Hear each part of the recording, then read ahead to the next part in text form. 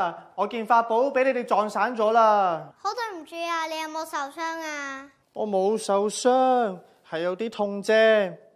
不過我個鐘就……咦，原來係天榮同埋丁丁啊！你係邊個啊？我是個時鐘，告訴你早晚。時鐘先生。唉，但係而家呢，我個鐘嘅長針、短針同埋數字都跌晒落地下，報唔到時啦。不如我哋幫你擺翻好啲指針同數字啊！咁就好啦。鐘面上面有12個數字，由1至12。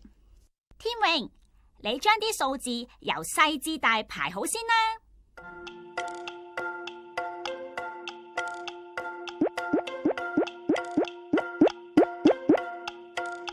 如果支針指向上，係指住12；支針指向下，就係6；如果指向右，就係3；指向左，咁就係9。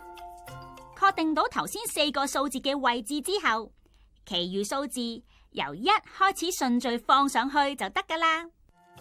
1喺12嘅右邊，然後到2、3、4、5、6、7、8、9、10、11、12。好嘢，1至12齊晒，啲位都啱晒啦。仲有2支指針，短呢一支係時針，長呢一支係分針。安埋2支指針就大功告成啦。等我喐下睇下啱唔啱先。咦？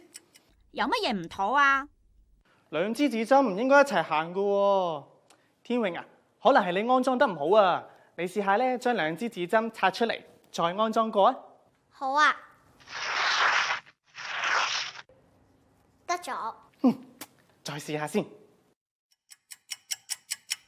而家支長針行得快，支短針行得慢，咁就啱啦。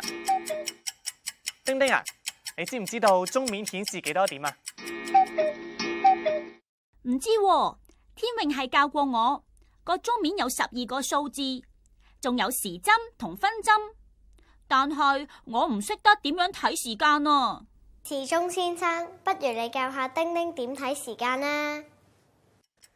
鐘面嘅長針叫做分針，行得比較快；支短針叫做時針，行得比較慢。如果分針指住12，時針就會指正一個數字；時針指住邊個字，即係代表幾多點正嘅意思。而家分針指住12，時針指正個7字，即係代表7點正嘅意思。分針行一個圈，時針就會行到下一個數字。